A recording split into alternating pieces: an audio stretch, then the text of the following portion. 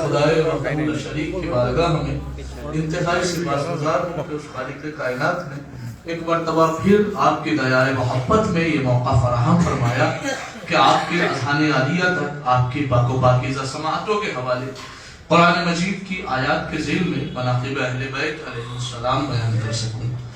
اور یقیناً تھوڑی سی تاخیر ہو گئی ہے، لیکن انشاءاللہ بہت ہی کم وقت میں کوشش کروں گا کہ بہت اہم معلومات دے جاؤں، چونکہ کم وقت میں زیادہ پڑھ جانے والے ہی کو ہنرمند کہا جاتا ہے.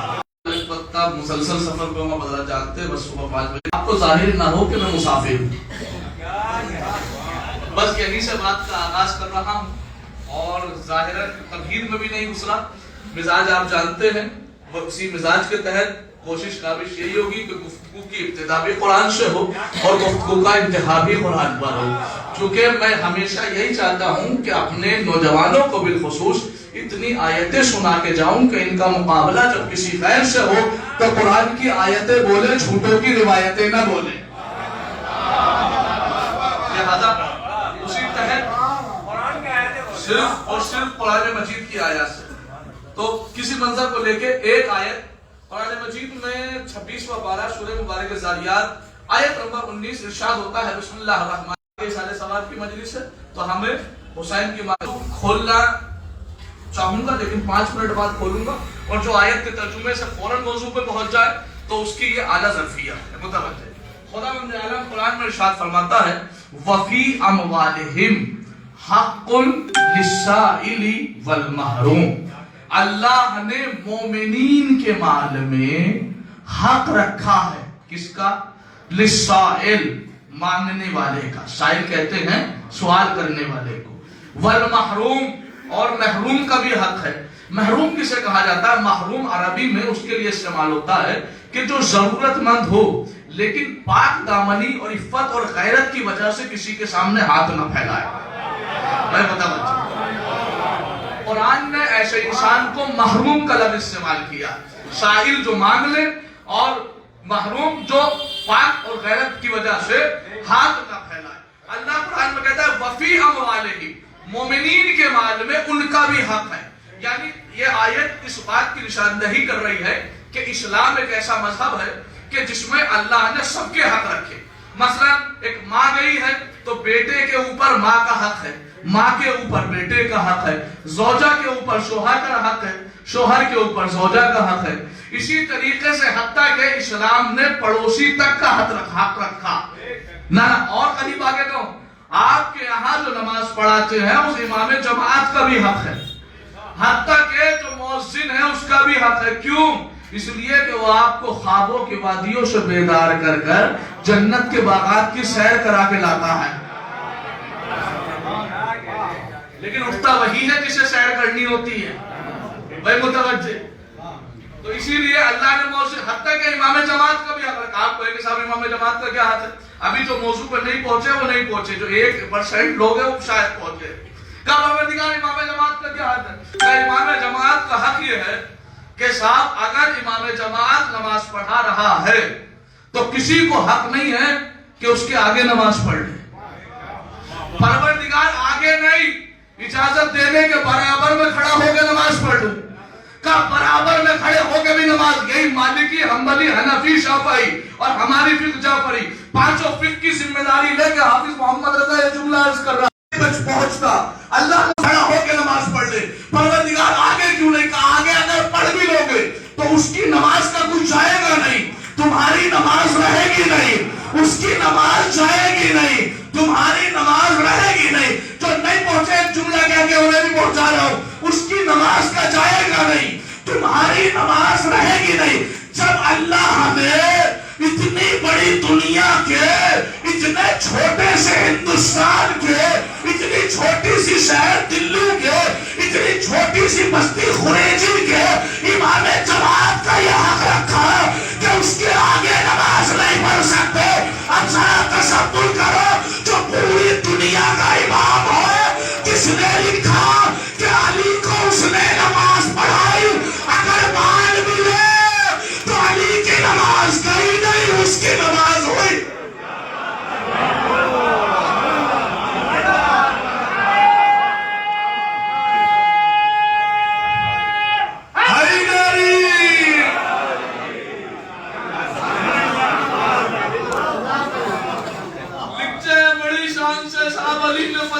پیچھے نماز پڑھی, عمل لکھتے رہو, علی کی نماز گئی نہیں, جس کی لکھی اس کی بالکل خراب کر دی نماز. اگلا میں تمہیں بتا رہا تھا اللہ نے سب کا حتیٰ کہ پڑوسیوں کا حق رکھا. جو نہیں پہنچے موضوع کھول لو, میں نے کہا تھا بس 2-4 لمحے میں موضوع کھول دوں گا. متوجہ, جو نہیں پہنچے اللہ نے باپ کا حق, بیٹے کا حق, زوجہ کا, حتیٰ کہ پڑوسی کا حق. پڑوسی تو پڑوسی, اگر آپ کے گھر میں کوئی جانور ہے تو اللہ نے اس جانور کا بھی حق رکھا ہے کہ وہ لمحے بھر کے لیے بھوکا نہ رہے. تو میں نے بتایا قرآن کہہ رہا مانگنے والے کا بھی حق.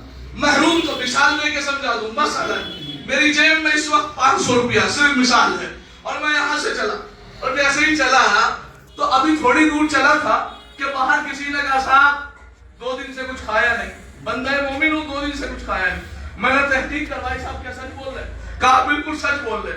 اب جو میری جیب میں پیسہ میرا رکھا ہے, پروردگار محنتیں کر کر کے ابھی امبیڈکر نگر سے پسینہ بہا کے آ رہا ہوں, میرے معبود کا نہیں, بھلے ہی تم وہاں سے اپنی محنت سے کما کے لائے ہو, اب اس کا بھی حق ہے میرے معبود. کیوں؟ کہ اس لیے کہ اللہ نے حق رکھا ہے. پروردگار اس سے میرا کوئی رشتہ نہیں, موضوع کھولو متوجہ, اس سے میرا کوئی رشتہ نہیں. کہ تمہارا اس سے کوئی رشتہ نہ بھی ہو, اللہ نے تمہارے مال میں اس کا حق رکھا. اللہ نے تمہارے مال میں اس کا حق رکھا. جو پہنچ گیا اس کی فکر کو سلام دے, نہیں پہنچا آپ موضوع کھول لو. اگر تمہارا رشتہ نہ بھی ہو, اگر تمہارا رشتہ نہ بھی ہو, اللہ نے تمہارے مال میں اس کا حق رکھا.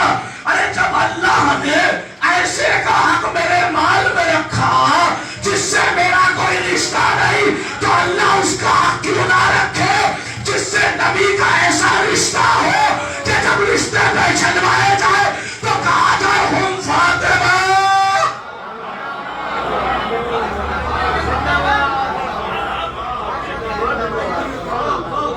اللہ سلامت رکھے آپ, جس کے ذریعے رشتے پہچانوائے جائے.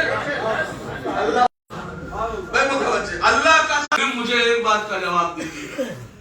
صحیح بخاری میرے اندر, پہلے بتا دوں یہ ارمان بھائی نے اعلان ضرور کیا ہے کہ قرآن سے پڑھتے, یہ حقیقت ہے, لیکن 2 کتاب سے پڑھتا ہوں. ایک وہ کتاب جو واقعاً صحیح ہے جس کا نام ہے قرآن, ایک کتاب وہ ہے جس کا صرف نام صحیح ہے.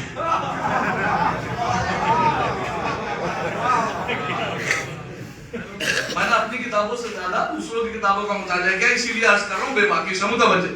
کا ساتھ صحیح بخاری سے, صحیح مسلم سے, سنن داؤد سے, تاریخ طبری سے, تفسیر در منصور سے, حاکم نیشاپوری کی تفسیر نیشاپوری تک, اور تفسیر سالبی تک, بڑے بڑے علامہ جلال الدین سویتی جیسے عالم تک, سب کی ذمہ داری لے کے یہ کہہ رہا ہوں کہ صاحب حق نہیں بنتا تھا, مسئلہ چھوڑ دو, حق بنتا تھا یا نہیں, صرف مجھے اتنا بتاؤ کہ سیدہ نے دعویٰ کیا تھا یا نہیں.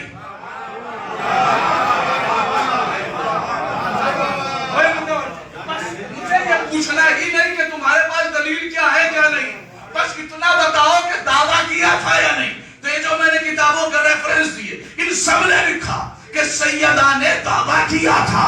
یہ فتح میرا ہے, مجھے روکیے گا, ایک لمحے بعد پلٹ کے آؤں گا. کہ ایک دن شب عید تھی, حسنین کریمین مادر گرامی کے پاس آئے, آ کے کہتے اماں کل لباس چاہیے. کیا کہا؟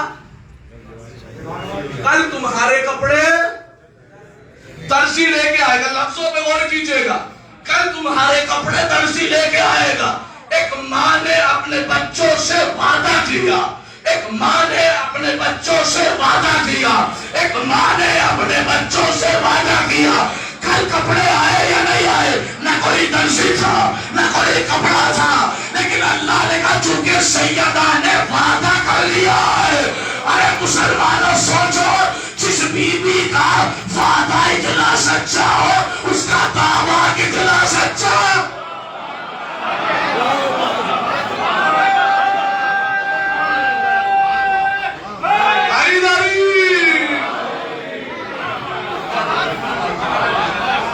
واہ واہ محمد حسن بھائی واہ واہ جس بیوی کا بڑھیا بول رہے وعدہ اتنا سچا ہو اس کا دعویٰ کتنا سچا ہو.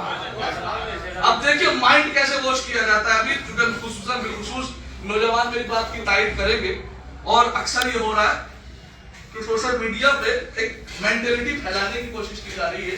جیسے آج سے کچھ سال پہلے ہندوستان کے اندر ایک وائرس آیا تھا. کون سا وائرس؟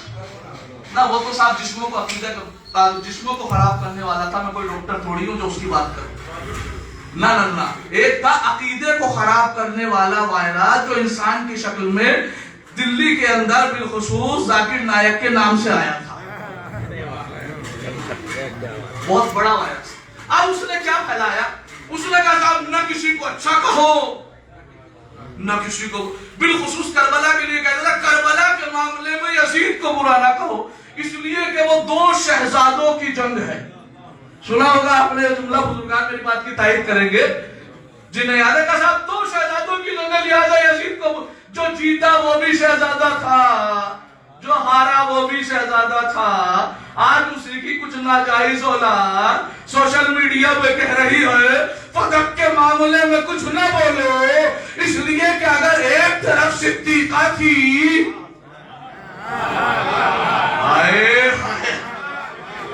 تو دوسری طرف بھائی جو پہنچ گئے ہیں اس کی فکر کو سنا. علی والا صرف اشاروں کو سمجھنے والا ہوتا ہے. متوجہ کا صاحب اگر ایک طرف صدیقہ تھی تو لہذا دوسری طرف صدیق تھی. کوئی بھی فتح کے معاملے میں کسی کو حق نہیں پہنچتا کہ فتح کے معاملے میں کوئی کچھ بولے. سب سے پہلا سوال میں نے وہی کیا تھا.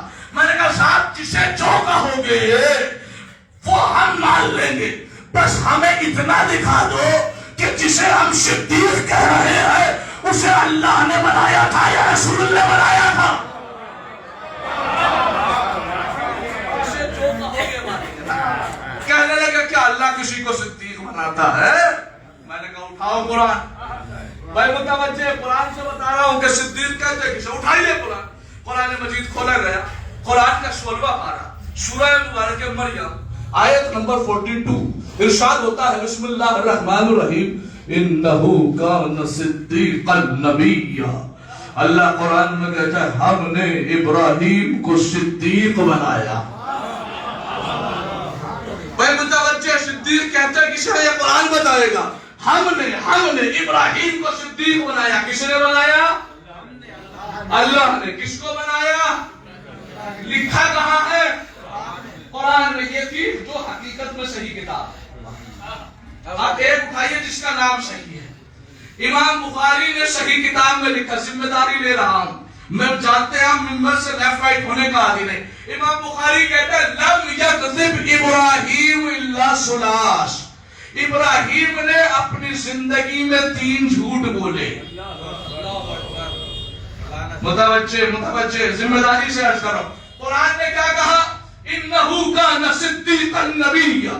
ہم نے ابراہیم کو صدیق بنایا. جناب امام بخاری کہتے ہیں 3 جھوٹ بولے. قرآن کہہ رہا میں نے بنایا کا پھر بھی 3 جھوٹ بولے. اللہ کہہ رہا میں نے بنایا کا پھر بھی 3 جھوٹ بولے.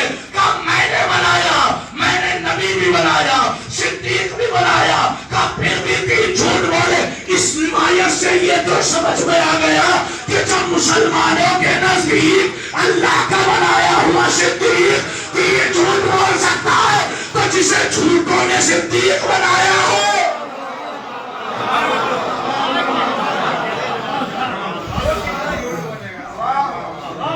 کتنا بڑا جھوٹا ہوگا. جسے لوگوں نے کہا صاحب اچھا یہ تو بات ٹھیک ہے لیکن آپ کیسے ثابت کریں گے کہ جو دوسری طرف بی بی ہے وہ صدیقہ ہے؟ آپ بھی تو جواب پیش کیجئے. میں نے کہا یہ پھر اٹھائیے قرآن. قرآن سے الگ چلنے والے کا دیکھیں ایک لفظ ہوتا ہے. یہ لفظ صدیق ہو صادق ہو صادقہ ہو صدیقہ یہ جتنے لفظ ہیں نا سب لفظ بنے ہیں لفظ صدق سے. صدق سے بنے ہیں یہ لفظ. اور اس میں فاعل آتا ہے صادق اور اسی کو اس میں مبالغہ میں لے جائیں تو بن جاتا ہے صدیق. صادق اس میں فاعل کا صیغہ صدیق صفت مشبہ کا عربی صیغہ ہے اور اس میں مبالغہ بھی، لیکن اکثر نے اس میں مبالغہ مانا تو مانا ہے کثرت دیتا ہے. آپ کہیں گے صاحب یہ تو گرامر میں آپ پتہ نہیں کیا کہہ کے چلے گئے، ہمارے تو پلے نہیں پڑا. لو میں سیدھی اردو میں مثال دے دے رہا ہوں تاکہ بات سمجھ میں آ جائے. اللہ نے ایک لفظ بنایا صادق، ایک لفظ بنایا صدیق. ہم یہ کہہ رہے ہیں ہماری بی بی صرف صادقہ نہیں ہے، صدیقہ ہے. ہماری بی بی صرف صادقہ نہیں ہے، صدیقہ ہے. آپ کہیں گے صاحب دلیل کیا ہے؟ صادقہ کسے کہتے ہیں، صدیقہ کسے کہتے ہیں؟ تو آج میں آپ کو بتاؤں کہ مثلا آج جب میں صبح کیفیات ٹرین سے آیا تو صاحب کسی نے کہا کہ صاحب آپ کس ٹائم لگانے، میں نے کہا صاحب ہو سکتا ہے کہ 7 بجے کا ٹائم، 8 بجے تک گھر آ جائے. اب ہم پہنچے 10 ساڑھے 10 بجے گھر. اب جیسے ہی پہنچے گھر والوں نے پوچھا صاحب کیوں لیٹ ہو گئے؟ کہا صاحب وہ کیفیات ٹرین میں کوہرے کی وجہ سے 2 گھنٹہ لیٹ ہو گئی. کہا اچھا. انہوں نے فوراً ویئر از مائی ٹرین پہ نمبر ڈالا اور دیکھا واقعی 2 گھنٹہ. کا مولانا صاحب صادق ہے. لفظوں پہ غور کیجئے گا.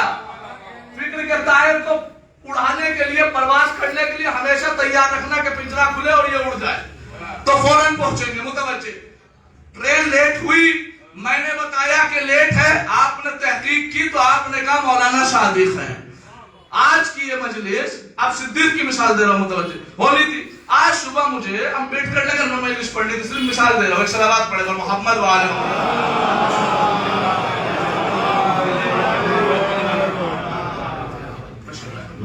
تو آج صبح مجھے 10 بجے امبیڈکر نگر میں مجلس پڑھنی. اب مجھے بائی فلائٹ بنارس سے یہاں پہنچنا تھا تو میں نے کہا تھا صاحب 7:30 بجے دکھا رہی ہے فلائٹ اور انشاءاللہ کوشش کرتے ہیں کہ پہنچ جائیں گے. لیکن ذہن میں یہ آیا کہ صاحب ہندوستان میں کوئی چیز ٹائم پہ تو چلتی نہیں، موسم بھی خراب ہے، ہو سکتا ہے لیٹ ہو جائے، ہو سکتا ہے لیٹ ہو جائے. کسی نے کہہ دیا صاحب آپ کی فلائٹ 4 گھنٹہ لیٹ ہوگی. کسی نے کہہ دیا 4 گھنٹہ لیٹ ہوگی، آج ہی کہہ دیا کل 4 گھنٹہ لیٹ ہوگی. اب جو ہم نے دیکھا گوگل پہ باقاعدہ تو صاحب وہ نہیں ہوئی لیٹ. تو میں نے ان کو نہیں کہہ سکتا یہ صدیق ہے یا نہیں ہے. کیوں؟ یعنی آپ نہیں پہنچے بعد. بھائی ٹرین پہلے لیٹ ہوئی، خبر میں نے بعد میں دی. فلائٹ کل آنے والی ہے، خبر آج دے رہا ہوں. تو جو واقعے سے بعد میں خبر دے وہ صادق کہلاتا ہے. جو واقعہ ہونے سے پہلے خبر دے دے اسے صدیق کہتے ہیں. کا پتہ کیسے چلے کہ سیدہ صدیقہ ہے؟ بی بی نے پہلے ہی کہہ دیا تھا کل کپڑے درزی لے کے آئے.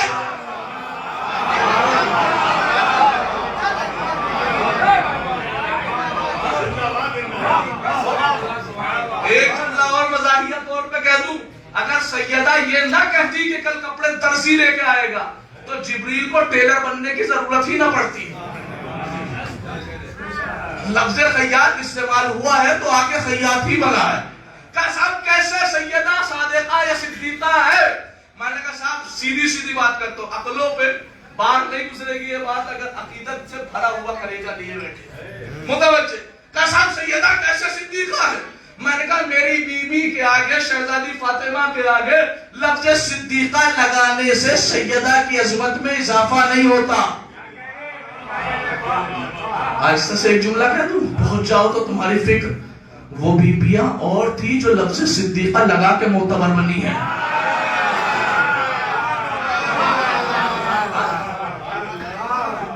سیدہ کے آگے صدیقہ لگانے سے عظمت میں اضافہ نہیں. پھر کہ لفظ صدیقہ کو معراج ملتی ہے. آپ کہیں گے ثابت کیجئے تو میں آپ کو ثابت کر کے جاؤں گا. قرآن کا 3 پارہ سورہ مبارک آل عمران آیت نمبر 61 ارشاد ہوتا ہے بسم اللہ الرحمن الرحیم فمن حاجک فیہ من بعد ما جاءک من العلم فقل تعالوا ندعو ابناءنا وابناءکم ونساءنا ونساءکم وانفسکم ثم نبتہل فنجعل لعنۃ اللہ علی الکاذبین. جس کی سنی ہوئی آیت ہے وہ پہنچ گیا. سیدہ کب سے صدیقہ اعلان کہاں ہوا تھا؟ دکھا رہا ہوں اعلان کہاں ہوا. فمن حاجک، یہ آیت کب نازل ہوئی؟ آیت مباہلہ کہا جاتا ہے. اگر مجھے 1-2 سوال کا جواب آپ دے دیں تو میں پورا واقعہ نہ پڑھوں، آپ کا بھی ٹائم بچ جائے گا. مباہلہ رسول کے اور کس کے بیچ میں ہوا؟ عیسائیوں کے بیچ میں. وہ کہہ رہے تھے کہ عیسیٰ اللہ کے بیٹے ہیں. رسول کہہ رہے تھے اللہ کے نبی ہیں, بندے ہیں. یہ ذرا سی بات ہو رہی تھی, انہوں نے کہا کیسے مان لیا یہ بیٹے نہیں ہیں؟ کہا کیوں؟ کہا اگر بیٹے نہ ہوتے تو بغیر باپ کے ہوتے. یہ عیسائیوں نے مطالبہ کیا, اگر بیٹے نہ ہوتے, سوال بجا تھا ان کا. جواب سنیے, اللہ نے فوراً ایمرجنسی میں جبریل کی لینڈنگ کروائی اور قرآن کی آیت پیش کر دی. کہا کہہ دو قرآن میں لکھا ہے بسم اللہ الرحمن الرحیم اِنَّا مَثَلُ عِیسیٰ عِنْدَ اللَّهِ كَمَثَلِ آدم. اللہ کے نزدیک عیسیٰ کی مثال آدم کی طرح ہے, جو بغیر ماں باپ کے پیدا کر سکتا ہے, بغیر باپ کے نہیں کر سکتا. فوراً یہ آیت آئی, نبی نے آیت لی اور ڈائیورٹ کر دی, فوراً پہنچا دیا. کہا اللہ یہ کہہ رہا ہے عیسیٰ کو تو بغیر باپ کے کیا, آدم کو تو بغیر ماں باپ کے کیا تھا. نبی نے انہیں قرآن پڑھ کے سنایا, لیکن وہ قرآن کافی نہ ہوا انہیں سمجھانے کے لیے. اب آیت پہ غور کیجئے, فَمَنْ حَاجَّكَ فِيهِ مِنْ بَعْدِ مَا جَاءَكَ مِنَ الْعِلْمِ. اے رسول اگر یہ قرآن کے آنے کے بعد, علم یعنی قرآن کے آنے کے بعد بھی یہ تم سے مباہلہ کرے تو تم کہنا بیٹوں کو لے کے آؤ, عورتوں کو لے کے آؤ, نفسوں کو لے کے آؤ, یعنی پنجتن کو لے کے آؤ. توجہ, اگر قرآن سمجھانے کے بعد بھی یہ نہ مانے تو پنجتن کو لانا. نبی نے قرآن پہنچایا, نبی کو انہیں سیٹسفیکیشن دینے سے پہلے قرآن کافی نہ ہوا, نبی کو انہیں سمجھانے کے لیے قرآن کافی نہ ہوا, نبی کو سمجھانے کے لیے قرآن کافی نہ ہوا, پنجگن کا سہارا لیا اور بدعقل مسلمان چلا سوار. جب قرآن نبی کو کافی نہ ہوا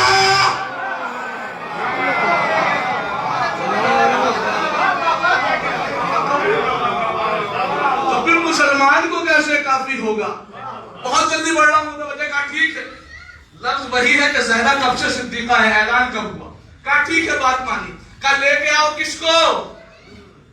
پہلا لفظ ہے ابنا انا.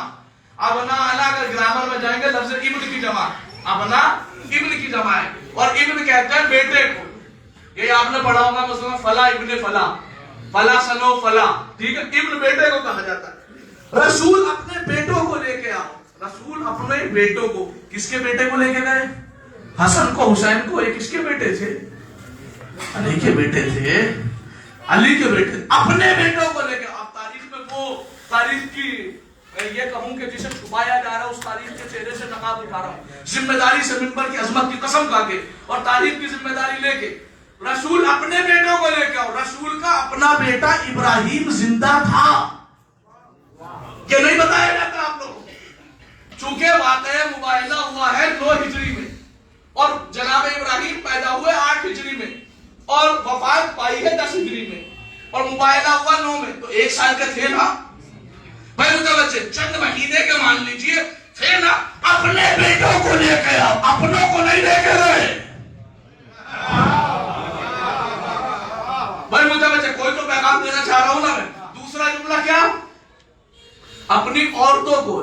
علماء کرام تشریف فرمائے, میری بات کی تائید کریں گے, لفظ نساء آیا ہے, یا اردو میں بتا دوں لفظ عورت آیا, عورت, حالانکہ یہ بھی لفظ عربی کا ہے, لیکن مان لیجئے مہیلا, لفظ مہیلا آیا ہے, سمجھ رہے ہیں؟ نساء. اب مہیلا کے اندر شرط نہیں آئے کہ بیٹی ہو,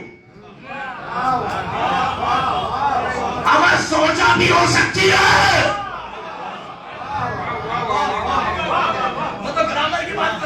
نساء کے اندر صرف بیٹی نہیں آتی, نساء کے اندر زوجہ بھی آتی ہے. ارے نبی اپنی زوجہ ہی کو لے جاتے, عورت میں شامل ہو جاتی. نہیں, اگر بیٹی ہی پہ کہوں تو ایک ہی بیٹی کو کیوں لے کر گئے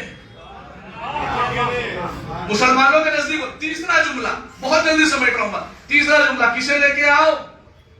نفسوں کو لے کے آؤ. نفسوں سے مراد سے ہم نے نکاح میا, نفسوں سے مراد یہاں مردوں کو ہے. چلو میاں مردوں کو مان لیا, مردوں کو لے کے آؤ. کیا نبی کی نظر میں ایک ہی مرد تھا؟ ایک جملہ کہہ دوں, اگر پہنچ گئے تمہاری بیوی کو سلام. قرآن نے کہا اپنے مردوں کو لے کے آؤ, اپنے نفسوں کو لے کے آؤ. اگر نبی کے اور بیٹیاں تھیں تو 3 اور داماد بھی تو ہوں گے.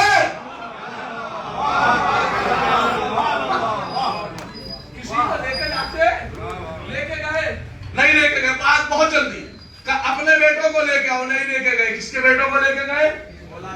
मौला अली के। अपनी औरतों को लेके आओ, अपनी सोचा को लेके नहीं गए। किसकी सोचा को लेके गए? अली की सोचा को। अपने नफ्सों को लेके आओ, अपने नफ्स की जगह अली के नफ्स को लेके गए। अब जुमले की कदर कर लेना। कुरान ने कहा अपने बेटे, अपनी सोचा, अपने नाम लिया अली के बेटे, अली की सोचा, अली के नाम। यानी नबी ने अपने घर से किसी को लिया नहीं और अली के घर से किसी को छोड़ा नहीं।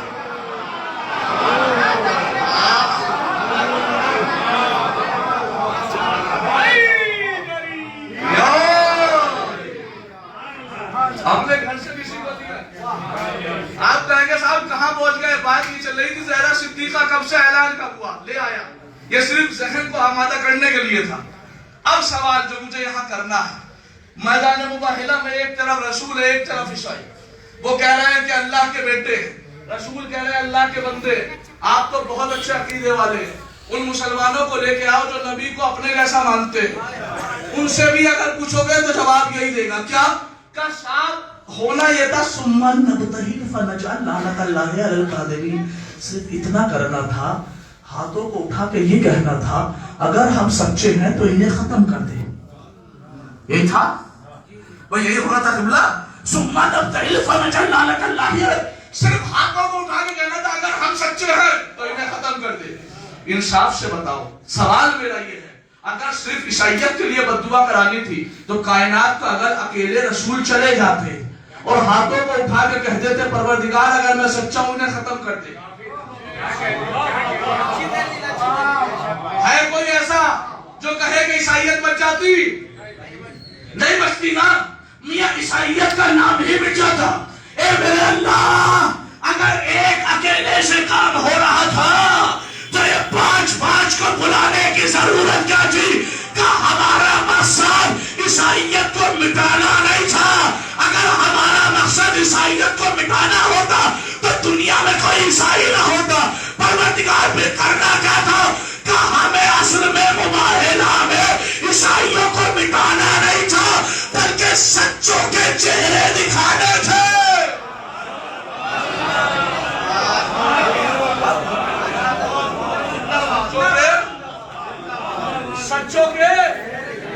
सच्चों के यानी मुबाहिला में ऐलान हुआ, मेरा नबी सच्चा, जो नबी के मुकाबले में आए वो झूठा।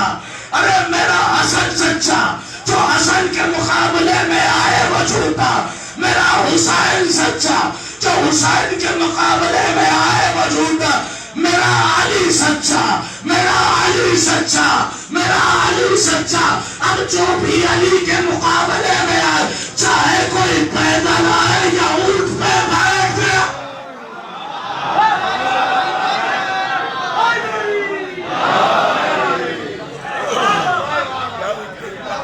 हमारी शक्ति नहीं है कौन आए, चाहे पैदल आए या ऊंट पे आए, कोई मर्द आए,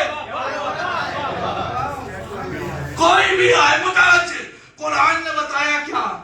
कहा कि असल में लानत उस पे होगी कि जो हमारे सच्चे के मुकाबले पे आएगा।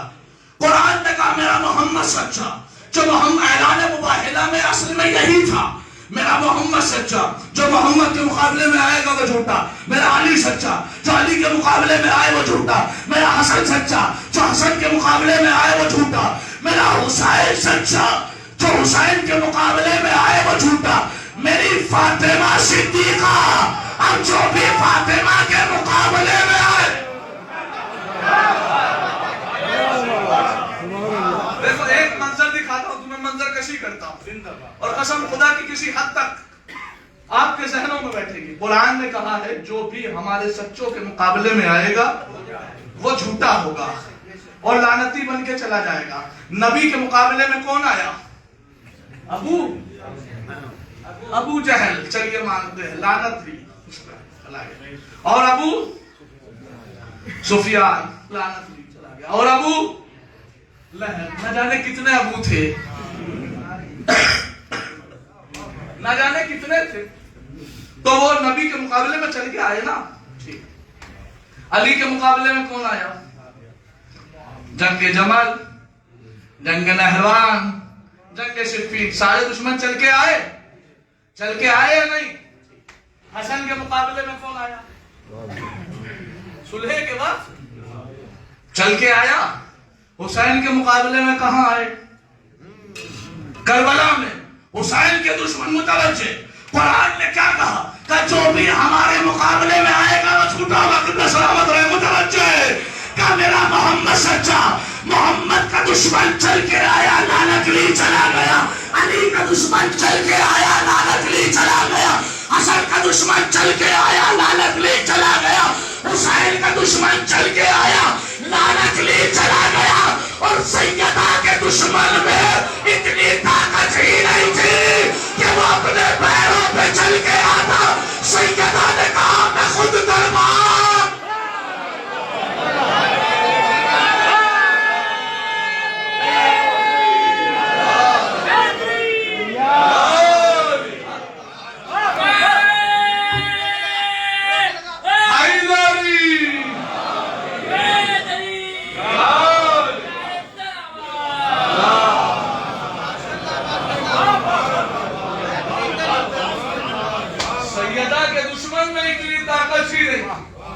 سیدہ نے کہا چہرے پر نقاب ڈال کے بیٹھا ہے وہ خدا کیا کہنے کا بھائی متوجہ فتح کے اوپر کام کر۔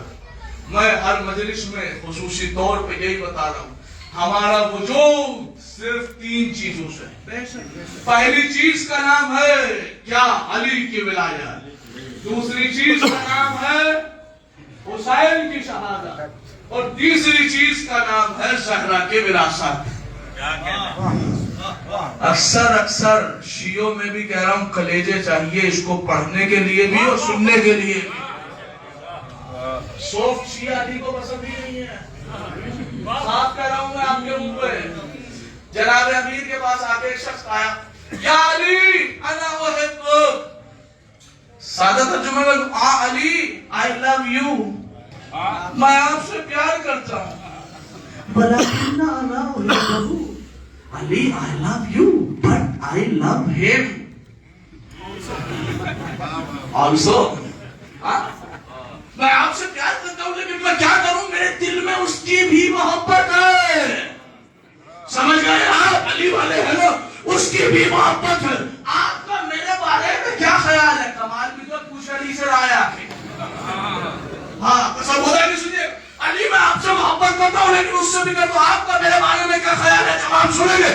علی نے کہا کہ سن، ابھی ہماری نشر میں تو ایک آنکھ سے کھانا ہے، یا تو صرف ہم سے محبت کر کے دونوں آنکھوں والا بن جا، یا صرف ان سے محبت کر کے اندھا بن جا۔ علی کو کانوں کی ضرورت بھی نہیں ہے۔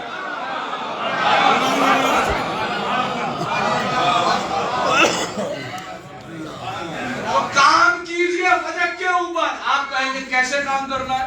میں آپ کو طریقہ بتا رہا ہوں اور بات کو سمجھ رہا ہوں کیسے کام کرنا ہے۔ علی کا چاہنے والا نام ہے فضال بن حسن، مولا متقی میں چھٹے امام کے زمانے میں فضال بن حسن کہنے لگا آج دل کر رہا ہے عارف صاحب، آج دل کر رہا ہے۔ امام کا شاگرد تھا فضال بن حسن، چلا، اور چلنے کے بعد جس وقت میں گوشے میں خاموشی سے بیٹھا، نیت کیا ہے؟ علی کے دشمن کو گھر۔ بھائی متوجہ، آپ کو فتح پہ کیسے کام کرنا ہے میں دلیل دے رہا ہوں۔ کہا پوچھئے کہ میرا سوال یہ ہے، میرا ایک بھائی ہے، اس کا سوال ہے وہ پوچھنے آیا ہوں، بتائیے۔ کا سوال یہ ہے کہ نبی سب سے زیادہ محبت علی سے کرتے تھے یا پھر ان سے کرتے تھے؟ این غین سے۔ بھائی متوجہ، جو پہنچ گیا اس کی فکر کو سلام، جو نہیں پہنچا وہ کوشش کرے کہ مجلسوں میں آ کے اپنے فکر کو بیدار کرے۔ بھائی علی سے زیادہ محبت تھی یا ان دونوں سے؟ تو امام اعظم کہتے یہ بھی پوچھنے کا سوال ہے، ظاہر سی بات ہے کہ نبی علی سے محبت اتنی نہیں کرتے تھے، ان سے زیادہ کرتے تھے۔ اب امام کا چاہنے والا کہتا ہے میں نے اپنے بھائی کو یہی جواب دیا تھا، کہا پھر لیکن اس نے دلیل مانگی ہے۔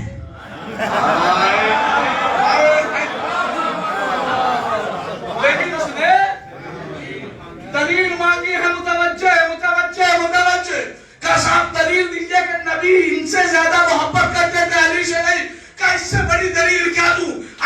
اتنی محبت تھی نہیں، ان سے زیادہ تھی، علی سے تھی ہی نہیں اتنی محبت، اس لیے تو علی کو ہمیشہ جہاد کے لیے بھیج دیتے تھے، انہیں بٹھائے رکھتے تھے۔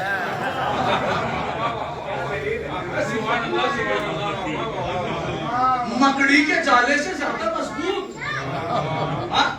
اتنی تکڑی دلیل کا صاحب علی سے محبت ہی نہیں تھی، اس لیے علی کو جہاد پر بھیجا۔ میرا ایک جملہ سن لو، قسم خدا کے ہر مولائی کا دل خوش ہو جائے گا، علی سے اتنی محبت نہیں تھی اس لیے علی کو جہاد پر بھیج دیتے تھے، علی سے اتنی محبت نہیں تھی۔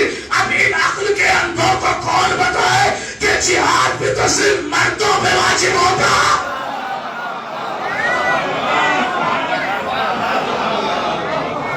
جہاد بھی تو صرف مردوں پہ واجب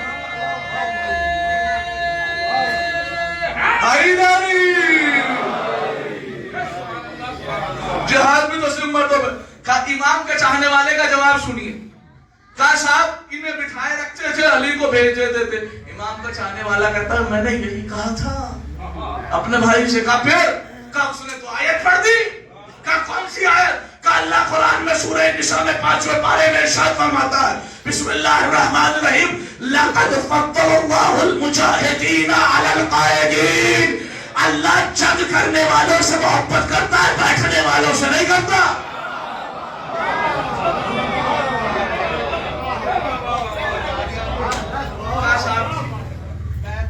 امام کا چاہنے والا کہتا ہے کوئی اور دلیل ہے؟ کہاں؟ کہا بتائیے کس سے کرتے تھے؟ کہا علی سے نہیں کرتے تھے، ان سے زیادہ کرتے تھے۔ کہا دلیل؟ کہا اس سے بڑھ کے دلیل کیا ہوگی؟ علی سے اتنی محبت تھی نہیں اس لیے علی کو دور نجف میں دفن کروایا، ان سے زیادہ محبت تھی انہیں اپنے پاس بٹھا رکھا، لٹا رکھا۔ آپ بتائیے محبت کس سے؟ جو قریب ہے یا دور ہے؟ جو قریب ہے یا دور ہے؟ امام کا چاہنے والا کہتا ہے میں نے یہی کہا تھا۔ کہا پھر؟ کہا اس نے پھر آیت پڑھ دی۔ کہا کون سی آیت پڑھی؟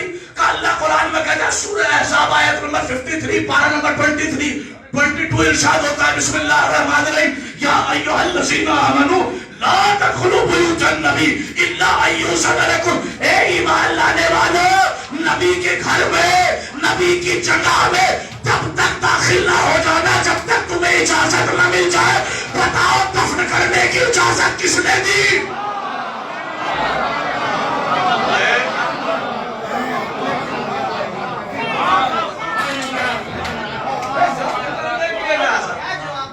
دفن کرنے کی اجازت، مولوی پھنس گیا۔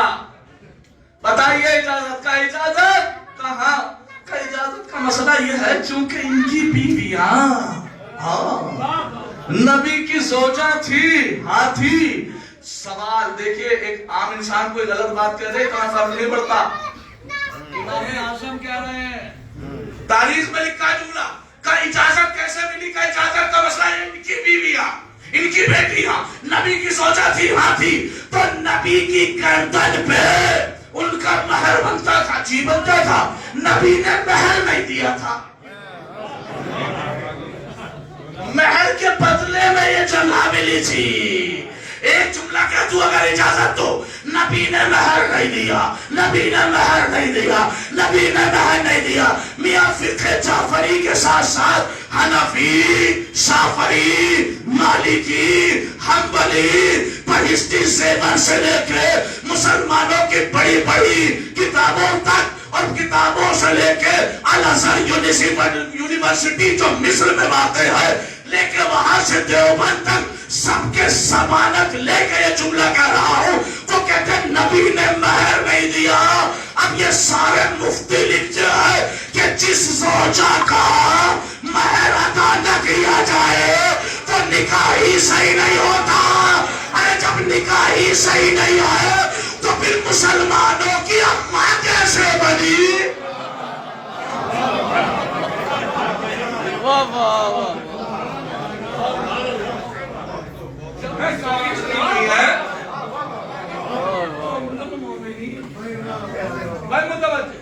یہ تو میرا جواب تھا، امام کے چاہنے والے کا تو سنیے۔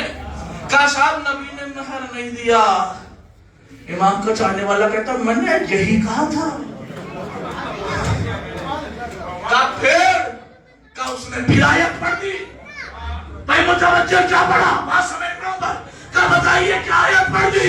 کہ اللہ قرآن میں کہتا ہے بسم اللہ الرحمن الرحیم آتیتا اجورہن. اے رسول تم مہر پہلے دیتے ہو نکاح بعد میں کرتے ہو.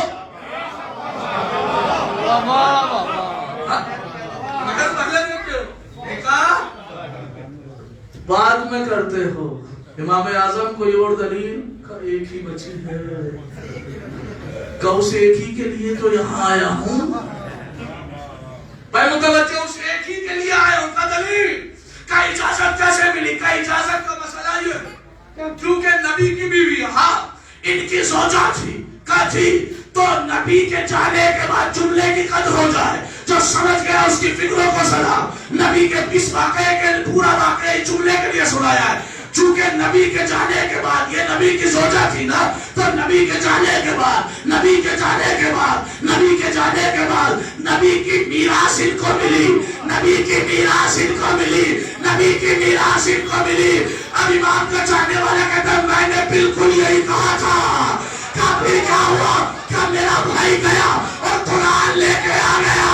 کہ قرآن میں اللہ نے لکھا ہے سورہ نساء آیت نمبر 11 پارہ نمبر 4 ارشاد ہوتا ہے قرآن نے کہا اگر کوئی آدمی مر جائے تو اس کی میراث میں سے اس کی بیوی کا 8واں حصہ ہے, اس کی بیٹی کا پہلا حصہ.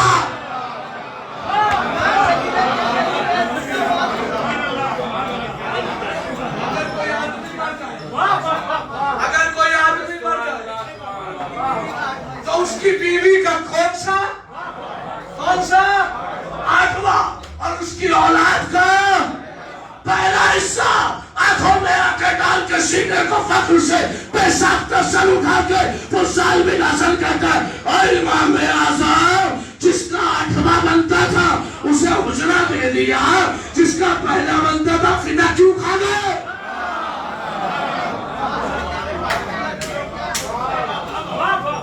میں نے گفتگو ختم.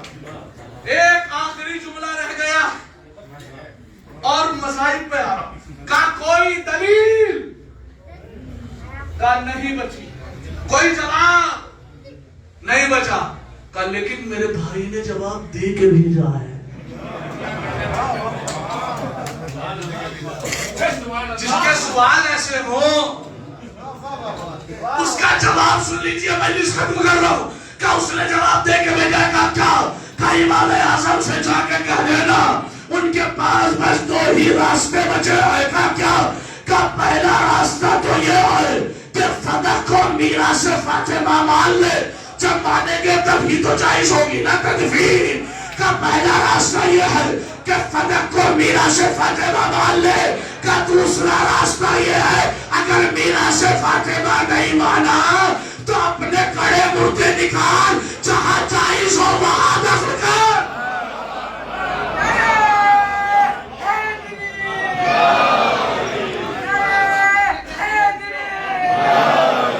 تو کبھی سیدہ کے حق سے پیچھے نہ ہٹنا, سردار بھی بولنا پڑے تو فتح کے لیے زبان کھولو.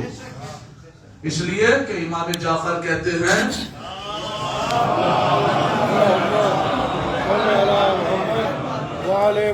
ہمارے جد کی ولایت رکھنے والے شیعہ کو, میں جب یہ حدیث پڑھی تھی نا تب سے تو مطمئن ہو گیا, ہمارے جد کی ولایت رکھنے والے شیعہ کو ہر لمحہ مصیبت کے لیے تیار رہنا چاہیے. کہ یہ ہو بھی نہیں سکتا کہ انسان ہماری ولایت رکھ کے حق بولے اور مصیبت سے دور رہے. کہ یہ ہو ہی نہیں سکتا.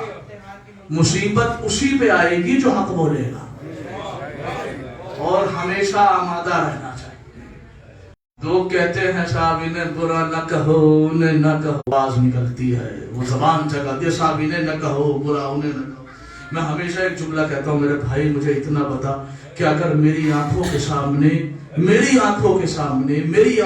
سامنے اگر کوئی میری ماں کے چہرے پہ تماچا مار دے کہ میں اسے برا نہ کہوں, اور جس نے حسنین کی ماں کے منہ پہ تماچا مارا اچھا رکھو والا سارا آوازیں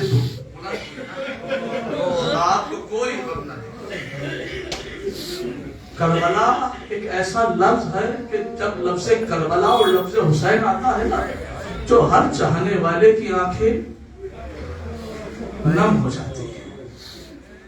لیکن کربلا کی روایت پتہ ہے کس نے کی ہے؟ حمید ابن مسلم، جس کا نام ہے حمید ابن مسلم، اور یہ راوی تھا یزید کا رکھا ہوا سپاہی جو حسین کی مصیبتیں لکھتا تھا۔ اس کی روایت سن کے دہاڑے مار مار کے روتے ہو، لیکن آج اس کے مصائب سنا رہا ہوں کہ جس کے راوی کا نام ہے امام حسن، یعنی بیٹا بتا رہا تھا کہ میری اماں کو کیسے مارا جا رہا ہے۔ ایک اور بیان کر دو فرق، کربلا کا نام واقعا بہت بڑا ہے، لیکن کربلا کی اگر آپ سے کوئی پوچھے کہ سب سے بڑی قربانی کیا ہے تو آپ کہیں گے 6 مہینے کا اصغر۔ اور یہ وہ شہادت ہے کہ اگر کسی دوسرے کو سنا دی جائے تو وہ چیخیں مار کے روتا ہے۔ اب ذرا تصور کریں کہ اصغر کی شہادت پہ دوسرے لوگ بھی روتے ہیں، لیکن اصغر کم سے کم 6 مہینے کا جو تھا نا، اور اس محسن کی کیا غلطی تھی جو مادر شکم میں مارا گیا، جو شکم مادر میں مارا گیا، اس محسن کی کیا غلطی تھی؟ اجر کو منزل میں آپ کو سنا رہا ہوں مسائل، کلیجہ منہ کو آچا، صرف ایک ہی روایت پڑھوں گا اور بڑی سخت روایت۔ کسی نے امام حسن علیہ السلام سے پوچھا، اے مولا حسن، اپنی زندگی کا سب سے مصیبت والا لمحہ بیان کیجئے۔ امام کا اتنا سننا تھا کہ امام کی آنکھوں میں اشک آ گئے۔ مولا کیا ہوا؟ کہ تو نے وہ ماجرہ یاد دلا دیا، وہ واقعہ یاد دلا دیا۔ مولا کب؟ کہ جب ہم چھوٹے چھوٹے سے تھے، اپنے گھر میں اپنی اماں اور بابا کے پاس بیٹھے تھے، کہ اسی اثنا میں ہمارے دروازے پہ چیخنے کی آوازیں آئی۔ مجھے نہیں پتا کہ آپ کیسے گریہ کریں گے، لیکن قسم خدا کی میں روایت وہ پڑھ رہا ہوں کہ جو سننے کے بعد میرے اندر خود لرزہ پیدا ہوتا ہے۔ مولا پھر کیا ہوا؟ کہ ہمارے دروازے سے چیخنے کی آواز آئی۔ اچھا مولا پھر؟ کہا جیسے ہی آوازیں آئی میری اماں نے کہا آپ بیٹھے رہنا، میں جاتی ہوں۔ میری اماں دروازے پہ گئی، اب میری اماں نے پوچھا کون؟ تو ادھر سے آواز آئی کہ علی کو باہر نکالو ورنہ دروازے میں آگ لگا دیں گے۔ اس روایت کو لکھا ہے شیخ عباس قمی نے اپنی کتاب بہج الاحزان میں۔ وہ کہتے ہیں کہ دروازے میں آگ لگا دی۔ اب سنیے مولا کا جملہ، امام کہتے ہیں میرے ہی آنکھوں کے سامنے ہمارے دروازے میں آگ لگا دی۔ کہ اماں نے جب دیکھا کہ دروازہ جل رہا ہے، جانتے ہو میری اماں نے کیا کیا؟ میری اماں نے دونوں ہاتھوں سے دروازہ روکا کہ چلتا ہوا دروازہ، اس کی آگ میری اماں کے ہاتھوں کو جھلساتی رہی۔ ایک طرف دروازے کو دیکھا اماں نے، ایک طرف میرے بابا علی کا چہرہ دیکھا۔ کبھی دروازے کو دیکھتی تھی، کبھی علی کو دیکھتی تھی۔ کہ اسی اثنا میں کسی نے دروازے میں لات ماری۔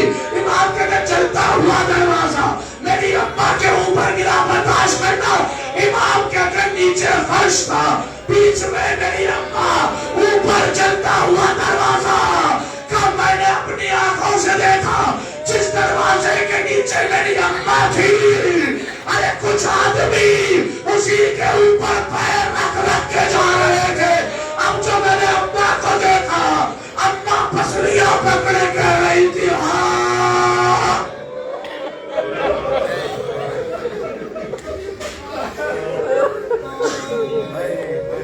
ہائے میرا محسن۔ امام حسن کا فکرہ ہے اماں نے دونوں ہاتھوں سے پسلیاں سنبھالی۔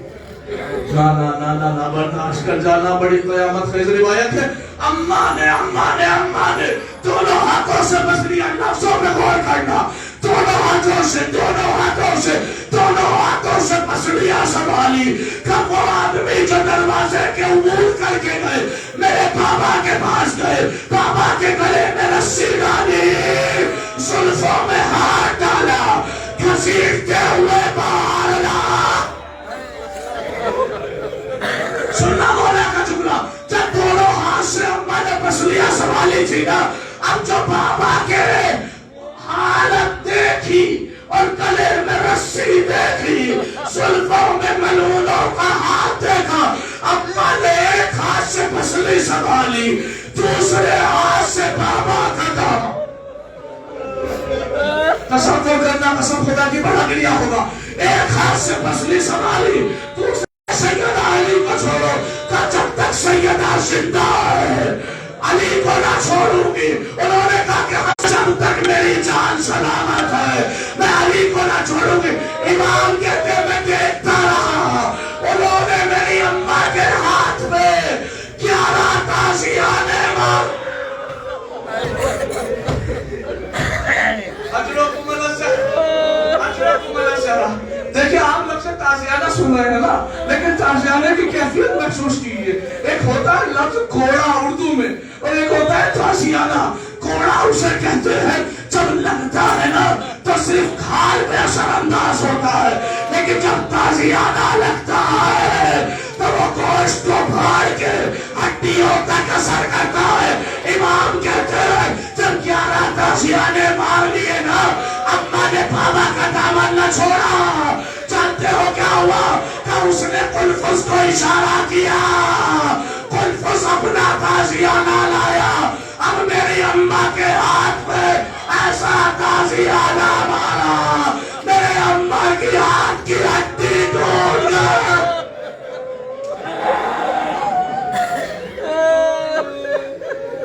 اماں کے ہاتھ کی ہڈی ٹوٹ گئی۔ بس آخری فقرہ ہے جیسے سن لے، کہ جیسے ہی ہڈی ٹوٹی گا، شیخ عباس قمی لکھتے ہیں کہ جب سے سیدہ کے ہاتھ کی ہڈی ٹوٹی، سیدہ ہاتھ نہیں اٹھایا کرتی تھی۔ آپ نے اکثر خطبہ سے سنا ہوگا نا کہ فاطمہ جب نماز پڑھتی تھی تو ایک ہاتھ سے قنوت پڑھتی تھی۔ جانتے ہو کیوں؟ چونکہ دوسرے ہاتھ کی ہڈی ٹوٹ چکی تھی۔ چکی چلاتی تھی، ایک ہاتھ سے چلاتی تھی، چونکہ دوسرے ہاتھ کی ہڈی۔ شیخ عباس قمی کا جملہ کہ جب تک زندہ رہی کبھی دوسرا ہاتھ نہ اٹھایا، لیکن وہ لکھتے ہیں ایک وقت ایسا آیا کہ سیدہ مجبور ہو گئی۔ جانتے ہو کب؟ جب غسل و کفن دے دیا، آواز دی علی نے حسین آ جا۔ حسین گوشے میں کھڑے ہو کے کہتے اگر اماں نہ بنا ہوگی، زہرا کا ٹوٹا ہوا ہاتھ اٹھ گیا، آجا میلا۔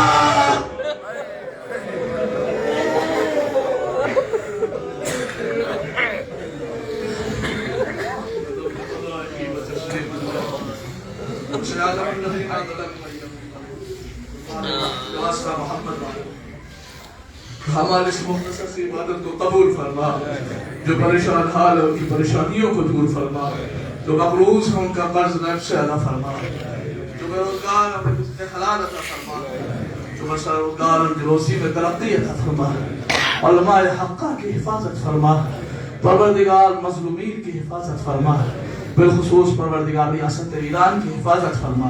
میرے معبود تجھے واسطہ محمد و آل محمد کا، پروردگار امام رضا کے اور معصومہ قم کے روزے کی حفاظت فرما، جن مرحومہ کے لیے مجلس اعظم منعقد کی گئی اس مجلس کا ثواب مرحومہ کی روح تک پہنچا، ان کے درجات بلند ہے بلند تر فرما، جوار اعلی اللیین میں جگہ عنایت فرما۔ پروردگار سب سے رحم تیری بارگاہ میں دعا ہے، اے میرے خالق، اے میرے مالک، ہمارے سروں پہ سایہ ہے لیکن آج بھی حسین کی ماں کی قبر بے سایہ ہے۔ پروردگار تجھے ٹوٹی ہوئی پسلیوں کا واسطہ، ٹوٹی ہوئی قبر کی جلد جلد تعمیر فرما۔ میرے معبود امام زمانہ کے ظہور میں تاثیر فرما، ہمیں ان کے آباد و انصار و ناصرین میں شمار فرما۔ ربنا تقبل منا انکا انت السمیع العلیم۔ ایک مرتبہ سورہ حمد اور 3 مرتبہ سورہ اخلاص کی تلاوت فرما کر مرحومہ تحسین فاطمہ بنت ارتضیٰ حسین، سلیم رضا مرحوم ابن باقر حسین، مولانا فرزند علی ابن خورشید حیدر کی روح کو